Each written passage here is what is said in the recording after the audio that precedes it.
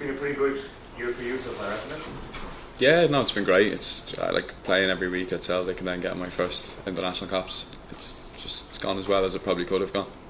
What about Champions League? I mean, have you noticed it being a step up at a higher level?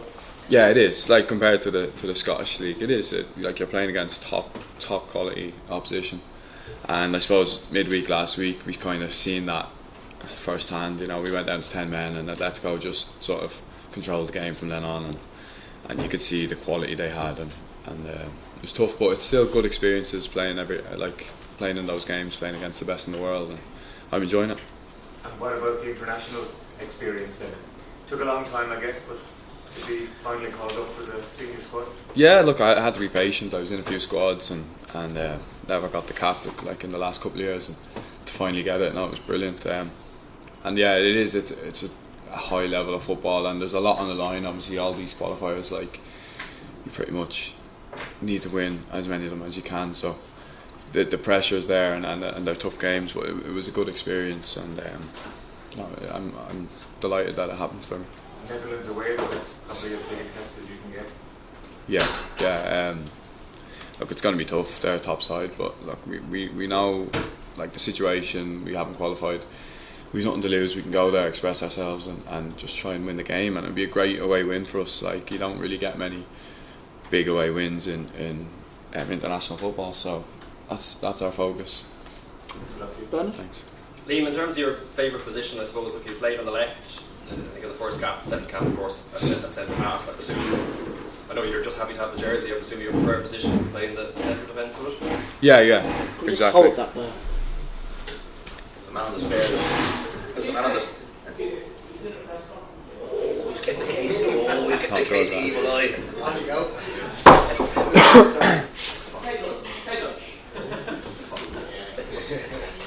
Take five. Take lunch. Just on your own favourite position. Oh yeah. No, you'd be right. Yeah, look, as long if I have the jersey and I'm playing, I'm happy. It doesn't matter where I'm playing. I play anywhere. I've played in different positions, and like wherever I'm asked to play, I'll play. But I do love playing centre half. Yeah, probably is my preferred position. Obviously, it's been a amazing year for you on a personal level. Where does winning that first cap out a little while ago, now you've got two, where does that rate in terms of career highlights so far?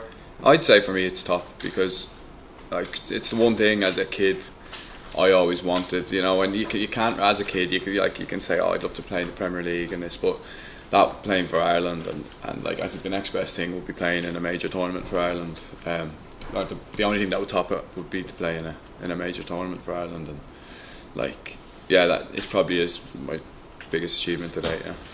Obviously, you know, with Stephen they gave you the cap, things not looking so good for the manager this week. In terms of your own relationship and the vote of confidence that Stephen gave you, how have you found working with him? I've loved working with Stephen. Like he sort of brought me into the under 21s when he was manager there, and I was at UCD, and maybe there was players playing at a higher level or playing in academies at Premier League clubs, and I was picked ahead of them because I was playing men's football, and he knew the importance of that, and he's always backed me, I suppose, and I've enjoyed working with him, and that's all I can say about him. You know, I think he's good at what he does, and he's showed a lot of faith in me, and I really appreciate that. Is it difficult to see him going through what he's going through at the moment? Yeah, definitely. Like the results, like it's down to us as well, and they haven't been good enough. Everyone can see that, and it's tough to, because he loves the job so much, and it's the dream job obviously for someone like him. And yeah, it's tough to go through that. Gavin Kenny, please. Hi, Liam. Brendan Rodgers described you as one of the biggest surprises of his career. How do you think you're surprised? I suppose at the start of the year, I think I came back and did pre-season with Celtic, and I was sort of, most people thought I was going to go back to Aberdeen. It was sort of in the pipeline. There was talks of it happening, and then obviously the few injuries happened. I think I've surprised them in the sense that I maybe wasn't fully in the picture, and then a couple of injuries happened, and I was thrown straight in and just did well, and I've sort of held the place now, and that's it. Yeah. Yeah, and obviously you're playing at such a high elite level now, like Champions League level. How do you think that's improved you there? Just being sort of focused, and I think that's the main difference. Is you kind of have to be always switched on playing against these high level opposition. You know, they can hurt you in a split second, and like we've seen that in the last few weeks. But I think that's where it's improving the most mentally, I suppose. I kind of always back myself technically to play at high levels, but it's being switched on all the time that I've had to sort of learn to do, and that's what I'm trying to improve now. And just lastly for me, Liam, I mean, your pathway to this level, do you think that can be a bit of an example for younger players now who are in the League of Ireland and, you know, don't go across to the UK now until they're slightly later in their career than traditional? Yeah, definitely. I've actually just met Steve McGuinness, and he presented me with my PFAI Team of the Year medal from 2021. I never got it because I had gone to Celtic before the awards, so that was a nice touch. But yeah, no, it's a good path. The League of Ireland's brilliant, and the fact that young players aren't really able to go to the UK as early because of Brexit, I think it's brilliant. Because I keep an eye on the league, and you see the likes of, as well as examples, Curtis at Pats. He's played a lot of senior games, and he's still only like 17 or 18, I think, and that's gonna like really help him in his career moving forward. He'll go on now.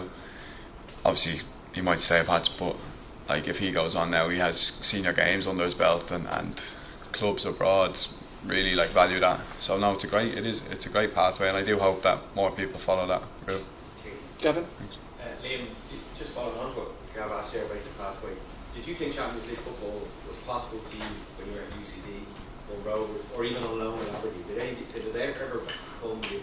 Because you made it realistic now for a kid like UCD today, so when did it seem possible for you? I don't know, it's probably the week before it happened or something. Like I never thought, no, I didn't really think at UCD that's where I'd end up. I was just focused. I've never really looked too far ahead into the future, so at UCD, Rovers, even Aberdeen, I was just focusing on the next game and consistently doing well. But yeah, once there was a couple of injuries, and I played against Rangers and did well. I thought, well, maybe I can keep this spot here and play these massive games coming up, and now it's been a great experience. Because a lot of it can't have been their beliefs, and where did it come from for you? Is it just the fact you were playing with men from such an early age, or what was it that kind of kept you going? Yeah, I think yeah, starting at 17. Well, I started at 16 with my in the Leinster Senior League with Arklow Town. Like that's when I started playing with men. So being that young, you kind of have to learn fast, like how to handle yourself in that environment. And no, it's definitely helped. Does it feel different? Again, I was asking, for example, the Athletico match was obviously a great one for Celtic. Does it feel different playing at that level as it does play for Ireland? There's never really similar Champions League in Ireland, or maybe find it? I'd say that they're quite similar, especially like coming up against teams like Holland, like in France in our group. I'd say is a similar level to the Champions League. Yeah, I don't like the Greek game was a similar level to say like we played Lazio Feyenoord. I think that Atletico Madrid game, I don't think I've played against an opposition who have controlled the game like that and done that well yet, but I'm sure like France, Netherlands, those sort of big nations would be that sort of elite standard. Yeah. Aidan? Just go back there, you mentioned Arklow. A lot of players are marked out for starting or wanted. 14, 15-year-olds now with agents and going on trial with European clubs. But you started at Arklow Town. Did you think you could be a professional? Was that your aim, just to play with your mates, to be a world player? What's your thoughts when you start playing with Arklow? I suppose I went to Joey's when I was 14 for about a month or two, and it didn't work out for me, and I went back and the main thing I wanted to do was enjoy my football, play with my mates. I was playing like under 16 county Gaelic football for Wicklow as well, and I was enjoying that, and then it came to a stage where I had to pick one or the other, and it wasn't an easy decision, and I think I just picked football because I knew I sort of had a chance to go and get a scholarship, and I've never looked too far into the future about being a professional. It was always, I'll go and get a scholarship at UCD, see how it goes. I'll go and do these trials for the Leinster schools teams and stuff like that, and see how it goes. And I've always it's worked out for me well that way. Say Joey, I think the big nursery. Did you think you weren't good enough for Joey's, that they were a step above what you were? It wasn't that I didn't think I was good enough. I just didn't. I wasn't. There was players playing ahead of me. They sort of had players playing ahead of me, and that's why it didn't work out. But I wouldn't like. Well, it's not. That's football. Like, people have opinions, and I was younger, and I've improved a lot since then. So maybe they were better than me at the time. But No, I've always sort of taken it like small steps, and that's how it's worked out. Just on Celtic, very few teams in football go from beating 6-0 in one game and the next game they win 6-0. It's a huge swing. How do you handle that challenge between the demands in Scotland when you're expected to win every week and Champions League as well? Yeah, it's a good question. Like, you feel more pressure playing in the league. Well, I do for Celtic than I would in the Champions League, because the Champions League, you know, like these are top opposition, and it would be brilliant to beat them, and there's less pressure. But when you're playing every week in the league, if you draw a game, like it's a bad result. You know, if you draw any game against anyone, it's a bad result, and that brings a lot of pressure. So it's kind of weird in a way. You think, oh, you'd be more nervous for the big nights, the big European nights, but in a way it's sort of where the pressure is more on league games, because you know you can't consistently have to win that league. But yeah, it's a new experience sort of dealing with that. Ashton, please. Yeah, hi Liam, Ashton here from Off the Ball. Just talking there about your journey and where you came from to playing for a team like Celtic. What does it mean to you to play for Celtic? It's massive. Like, it's for me and my family, and that, like, they're all so proud. I'm proud of myself. Being Irish as well, there's a connection there. There's a big fan base in Ireland, and for me to be sort of representing the Irish now at Celtic, it's great, and I'm sort of trying to enjoy every minute of it, because you know who knows how long it'll last. But yeah. And just when you spoke about the Champions League, you hear a lot of top players speak about playing at Celtic Park. What was it like for you? Can you describe it, walking out playing a Champions League game there? Yeah, it's surreal. Like when the music goes off, it actually gets drowned out by the noise of the fans. You can't hear a thing. It's carnage. But I just try and take it in, because again, like, who knows how many games I'm going to play in the Champions League. You have to, and especially at Celtic Park, it's extra special. So I just try and take it all in and enjoy it, and stay calm before the game, because you could easily lose the run of yourself, like in that atmosphere, and that's the main thing, is just to stay calm. Paul, ahead, please. Liam, we've seen young Irish players go away to Celtic over the years before, probably younger maybe than yourself when you went away. But you might have been there for 2 or 3 years, but never really played for them, or were in youth teams. What is it about Celtic that's so hard for Irish players to crack? And I know you touched on yourself going over a bit later there, and your league board background probably helped you, but why is it such a tough club for Irish kids?